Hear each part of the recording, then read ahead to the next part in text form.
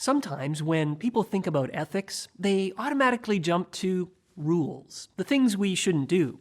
It becomes all about giving something up.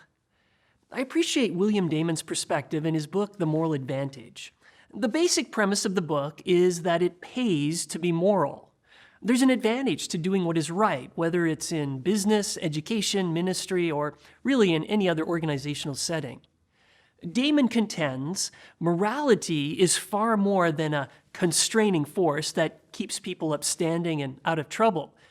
It is a fertile source of the imaginative ideas that inform and motivate enterprises, a wellspring of creative inspiration, a pillar of perseverance, far more than a mere restraint on illegitimate behavior. In other words, when we do things right, and I would add, as God intended, we're in a much better position to live the good life, as Lovin in his book Christian Ethics, An Essential Guide puts it, and really to succeed. Damon believes that our moral imagination is the capacity to generate creative new ideas that spring from one's moral sense. He maintains that there are 4 faces of morality which combine to form a person's moral identity and which contribute to our capacity to imagine new possibilities. Let's take a look at these faces. The first one is generative morality. Damon says that work has meaning to the extent that it reflects a true purpose. A business career, for example, succeeds to the extent that it has meaning. And finding meaning and success in one's work, any kind of work, is a creative act relying on moral imagination. The focus here is on goals, which is similar to Lovin's first big question in Christian ethics. What are my goals? Yet Damon takes it even further by emphasizing that our goals, rooted in our deep beliefs, can inspire us toward innovation. The second phase of our moral imagination is empathic morality. This dimension of moral behavior puts us into other people's shoes. It requires a cognitive and emotional identification that Damon believes is essential for such key transactions as collaborating with fellow workers, serving customers, managing employees, and in communicating with investors. Trust will increase as we practice empathic morality, and trust is foundational to effective group functioning. You see, when group members are functioning well together, they're able to inspire and sometimes agitate one another toward novel solutions. Restrictive morality, the third phase, are the rules that protect people and their rights. Rules help us focus our energies in productive directions. The fourth phase is philanthropic morality, where we're interested in promoting a worthy cause. According to Damon, we often do so for various reasons. We might simply be altruistic, where we're concerned for the well-being of others.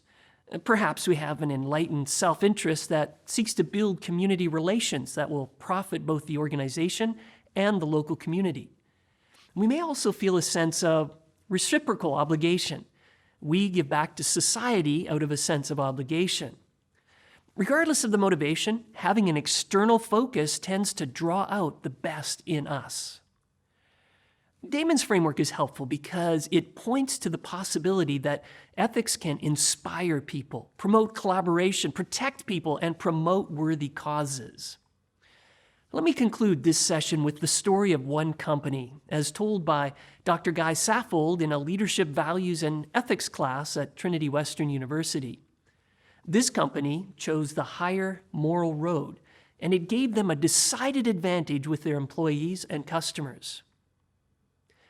Wouldn't it be great to live by a river? You could fish and swim, enjoy the cool water. But what if the river had black flies, and the black flies carried worms, and the worms took away your eyesight? Suppose they put lizard skin on your legs. The transmission cycle begins with a single bite.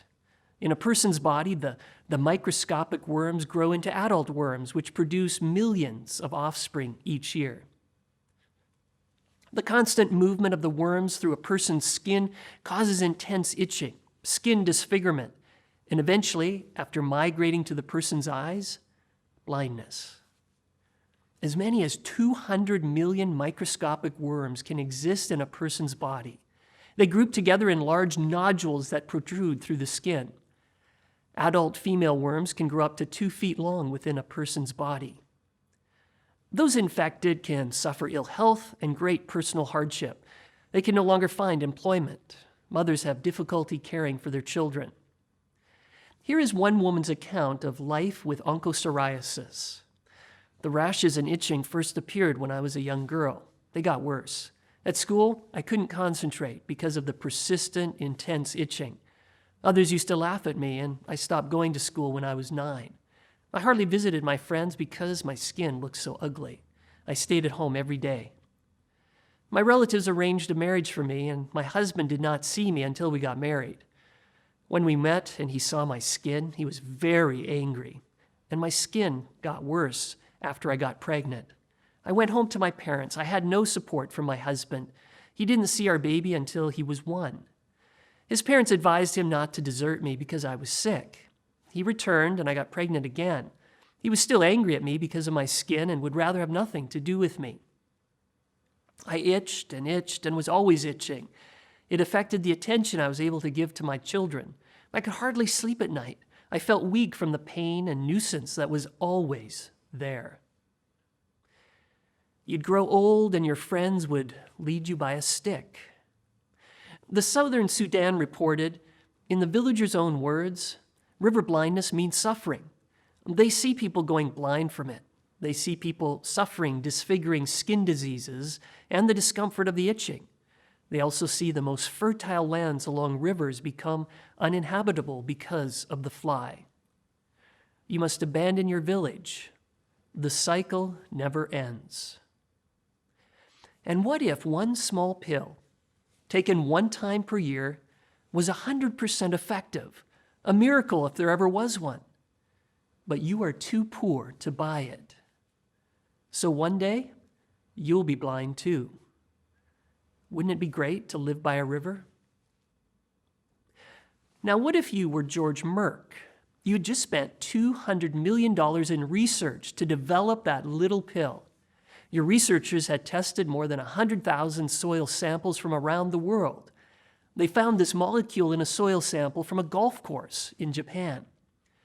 The only people in the world who need it are too poor to afford it. Over 100 million people are affected. It would cost billions of dollars to treat them all. You own it. It's your pill.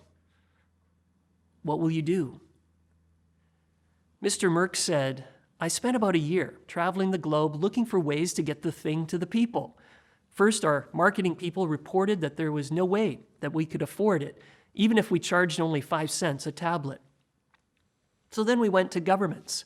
Most of them didn't care about river blindness because their citizens were dying of other things as well. There are lots of ways to die, and with river blindness, you just got blind. You didn't die. So then I made the rounds of the U.S. government, where I met with President Reagan's chief of staff, and I presented the notion that the U.S. government could buy the drug from us at cost and then distribute it to the places where it's needed, and thereby plant the American flag in all parts of Africa in a very positive way. And he thought it was a great idea and asked his aide to look after it. But when we stepped out of the office, the aide told me that they didn't have any money.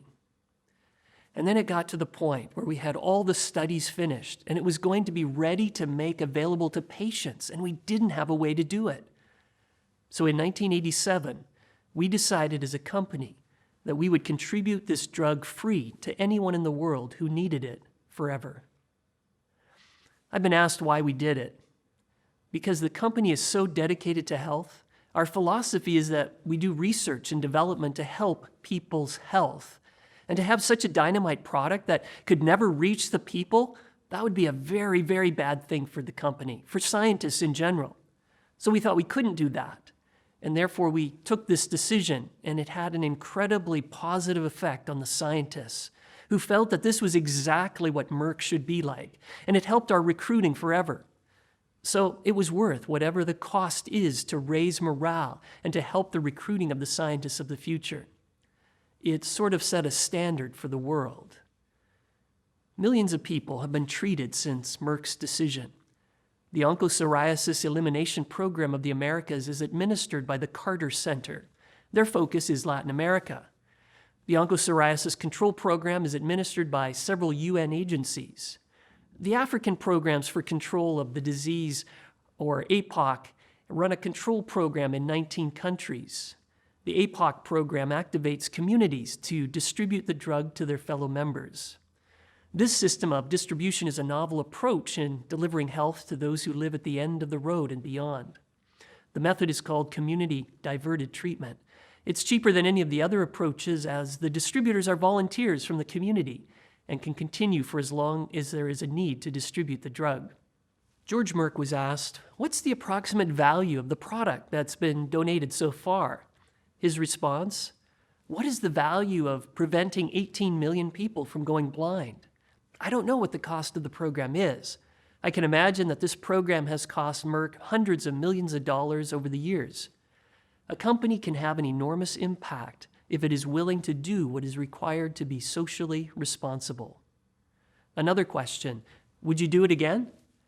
Merck's response, "My whole life has been dedicated to helping people. This was it for me." Former U.S. President Jimmy Carter said, "Merck showed that the corporate world can indeed be committed to the alleviation of suffering. Obviously, Merck doesn't get anything for these tablets. They give them away free. What they get is the recognition by their own employees and potential customers that Merck has a heart."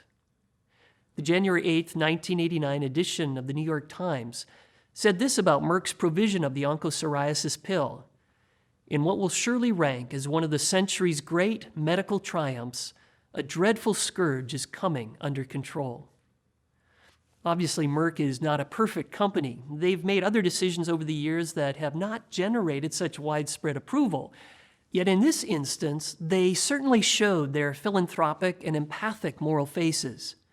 I dare say that this decision to produce the drug for free forever inspired Merck's employees and strengthened their generative moral face as well. Whether it's a business, an educational institution, a Christian ministry, or another type of organization, taking the high moral road gives us an advantage.